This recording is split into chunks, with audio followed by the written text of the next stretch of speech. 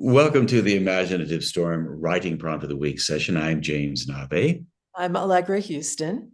And on Saturdays, we gather with a group of writers and we spend an hour working together. And in that hour's time, we generate 10 minutes worth of writing, which we read and share and discuss. So, what we would like to do today is to share a bit of that process with you.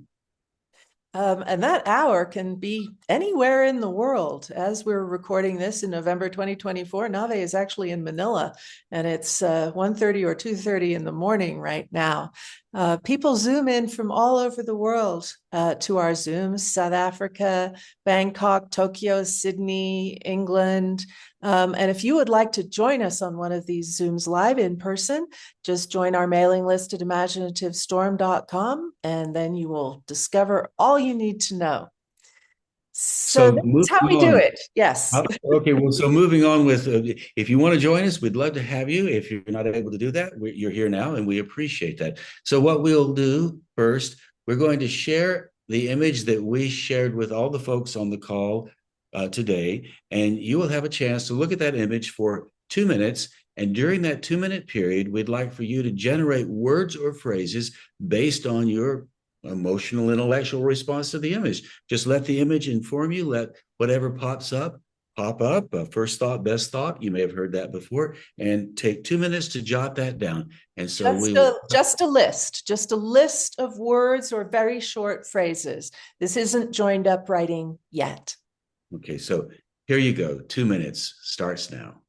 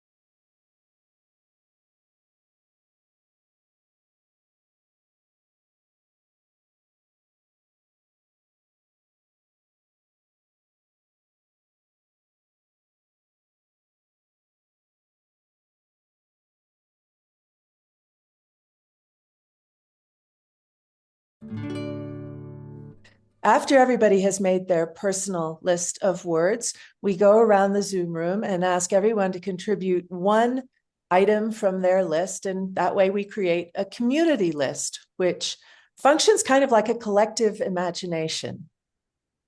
And so when we have this community list, we ask somebody to read the list. They just volunteer. Somebody reads it and gives everybody a sense of all of the words that we've collected. So what we'd like to do now is offer the same experience for you. Allegra will now read the list we collected this morning. So off you go, Allegra.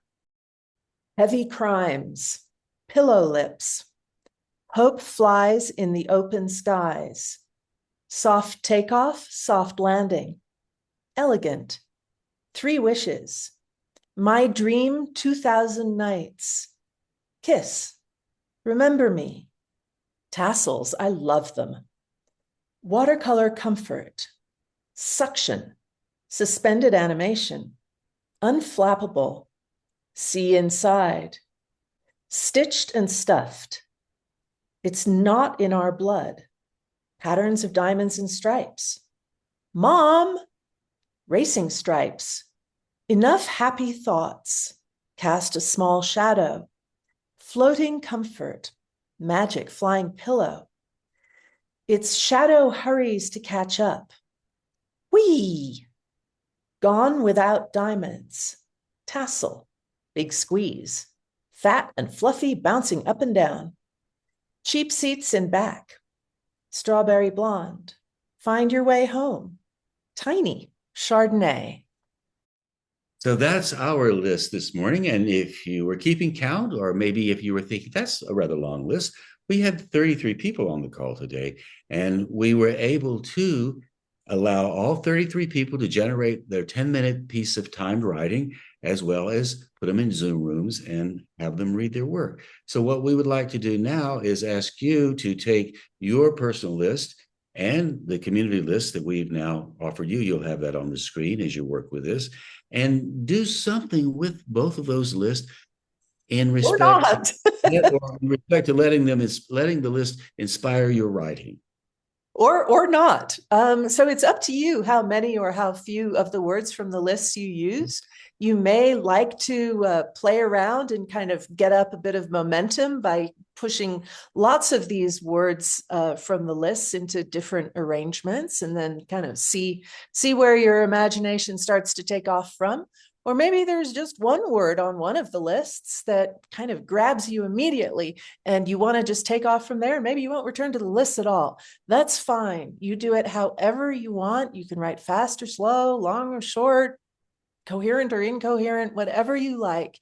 There is really only one goal, and that goal is to surprise yourself. And how do you surprise yourself? You let your imagination take the lead. You don't question it. You don't try and make sense of it. Don't judge it. Just let your imagination take the lead in this dance and whirl and twirl, however it likes to do that. And your 10 minutes begins now. Don't worry, we'll time it. So off you go.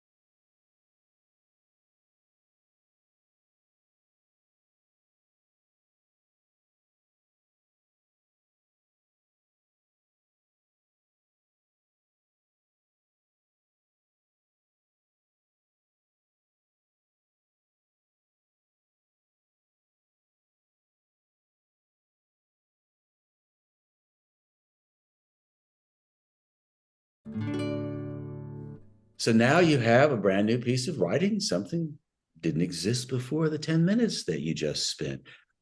As I said a moment ago, before you started to write, we go into Zoom rooms and everybody has a chance to read their work aloud. So we'd like for you to take that same opportunity now. So what we would like for you to do is to read your work, maybe to an empty room, or maybe somebody's in the room, invite them to listen. The reason why we like for folks to read their work aloud is because the oral presentation, the oral experience of having it come out vocally helps you hear what you've written. It allows you to listen to yourself, to listen to the text coming out of you, and you will hear revision opportunities when you read the work aloud. And if you're reading along and something senses and some sense in you says, oh, I need to rephrase this, feel free to do that while you're reading the work. You don't have to stay connected completely to the words on the page. This is an opportunity to explore revision as well as to hear your spoken word. You hear it, maybe somebody else will as well. So put us on pause and read that work out loud.